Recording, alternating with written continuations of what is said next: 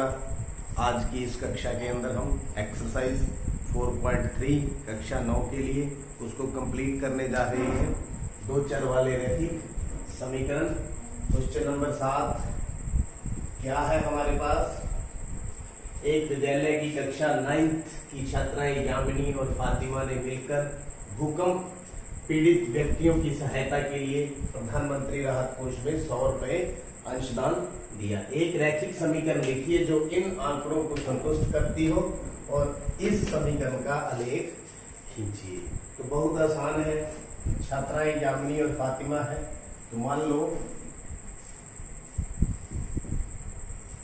यामिनी ने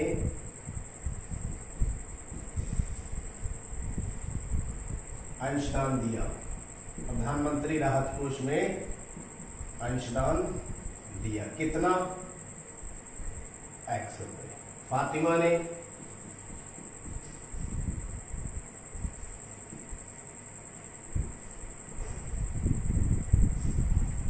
अंशदान दिया Y पे। तो प्रश्न अनुसार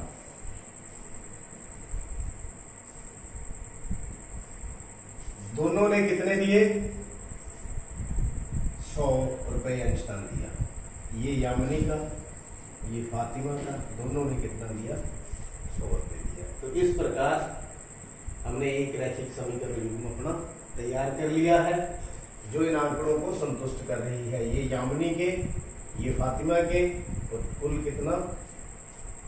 100 रुपए। तो देखिए यहां पर अब हमने क्या बनाना है? आलेख। क्या बनाना है? आलेख खींचना है। तो आलेख के लिए हमें क्या करना पड़ेगा? एक टेबल तैयार करना पड़ेगा, या यूं कहें 3 हल लिखने पड़ेंगे। तो 3 हल कैसे लिखेंगे? टेबल तैयार करेंगे। 2 से भी ग्राफ बन जाता है, लेकिन मैं हमेशा 3 से रिकमेंड करता हूं क्योंकि गलती की गुंजाइश नहीं यहां पर रहती। तो पहला x की वैल्यू है 50 ले लेता हूं, 50। तो y की कितनी आएगी? 100 माइनस 50। यहाँ x की वैल्यू 50 पुट कर दी, तो 50 और 50। दूसरा x बराबर में 0 कर देता हूं। कितना? 0। तो y बराबर कितना आ गया? 100 माइनस x, मतलब 100 माइनस 0 बराबर x 0 और y 100। x बराबर में 100 ले लेता हूं। अब कोई ले लो, चलो 30 ले लेते हैं, 100 नहीं लेते। कितना ले लेते हैं? 30। तो y कितना आ गया? 100 माइनस x, 100 माइनस 30 बराबर में 70। x 30, y 70। तो ये हमारा टेबल जो है तैयार हो गया। अब इस टेबल से हम क्या करेंगे? ग्राफ प्लॉट करेंगे। तो ग्राफ इस प्रकार से एक्स एक्सिस बनाएंगे और वाई एक्सिस बनाएंगे। ये वाई एक्सिस हमारा तैयार, और ये एक्स एक्सिस। बिल्कुल एक आपने ग्राफ के ऊपर बनाना है, पेंसिल से बनाना है। ग्राफ के अंदर बॉक्स होते हैं, बॉक्स को आपने यूनिट मान करके उसको लेना है। यहां पर हम एक जैसे निशान देंगे, 1 2 3 4 5, 1 2 3 4। इसी तरह ऊपर 1 2 3 4, 1 2 3 4। ये क्या है? x अक्ष। ये क्या है? y अक्ष।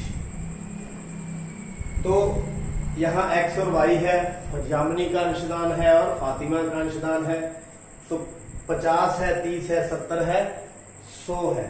तो हमने यहाँ पर 10-10 के निशान हम यहाँ देने वाले हैं, या 20-20 के दे देते हैं क्योंकि 100 चाहिए हमें। तो 20 40 60 80 100, 20 40 60 80 और ये 100। माइनस का 20 माइनस का 40, 60, 80 और 100, 20, 40 माइनस के y, 60, 80 और 100। अब ये पॉइंट इसके ऊपर प्लॉट करने हैं। पहले 50-50 है, तो ये y और ये x।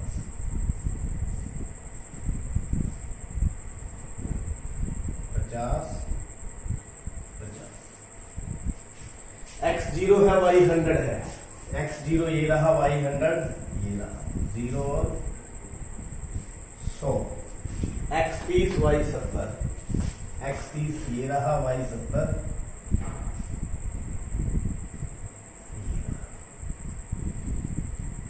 30 और 70। इस प्रकार एक स्ट्रेट लाइन रेखा आपको मिलेगी। अगर नहीं मिलती तो इसका मतलब हमारा ग्राफ कहीं ना कहीं से गलत है।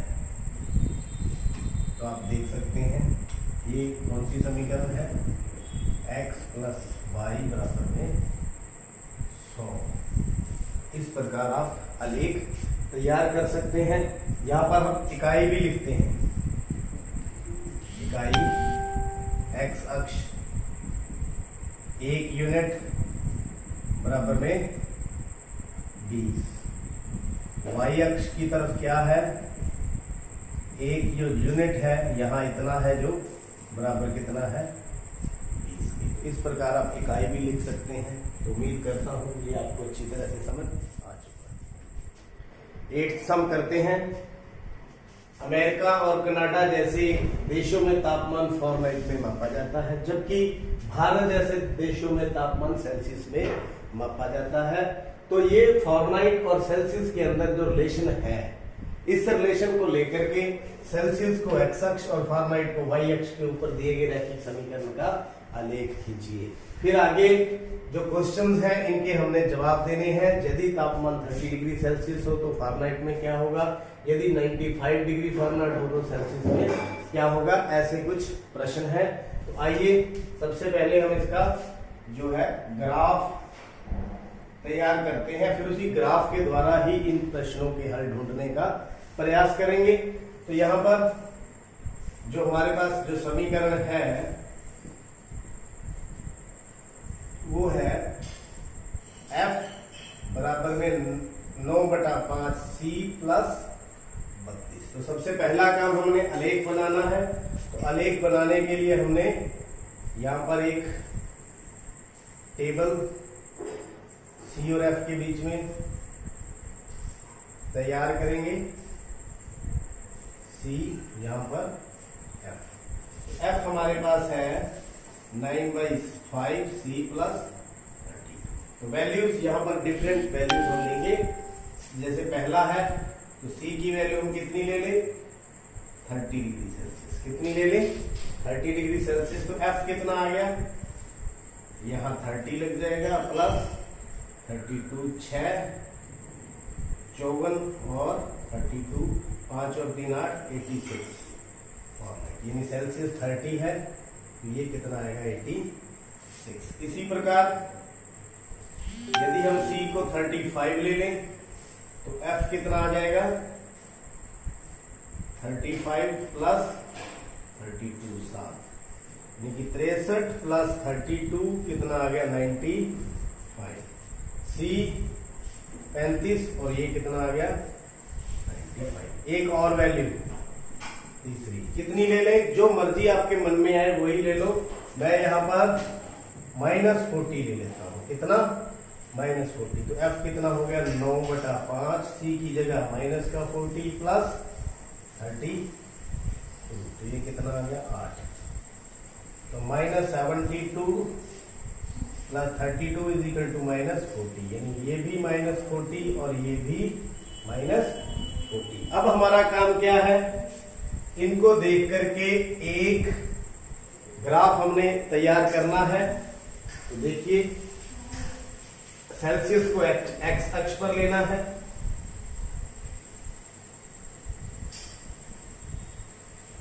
और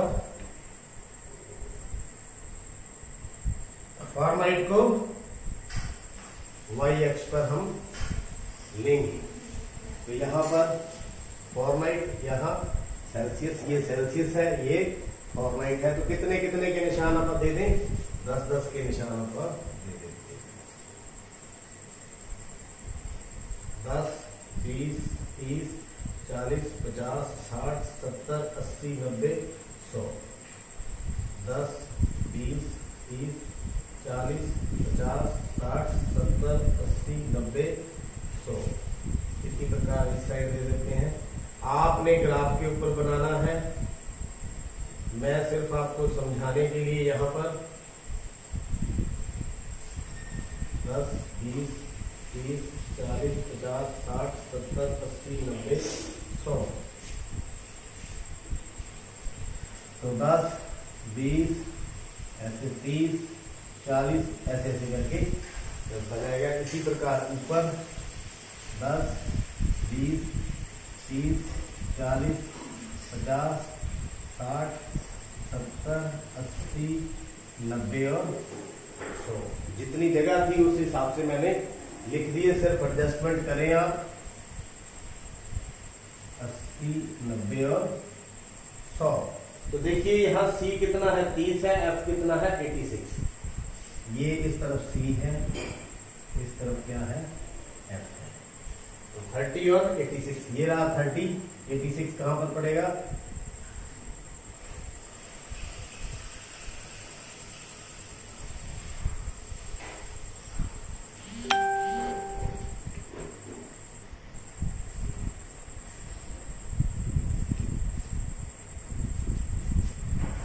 और 86। दूसरा 35 और 95, इसी के पास ही बिल्कुल पड़ेगा 35 और 95। -40, -40, तो ये -10, -20, -30, -40, -10, -20, -30, -40। तो ये यहाँ पर रहने वाला है -40, -40। तो इनके बीच में बिल्कुल स्ट्रेट लाइन ग्राफ जाएगा।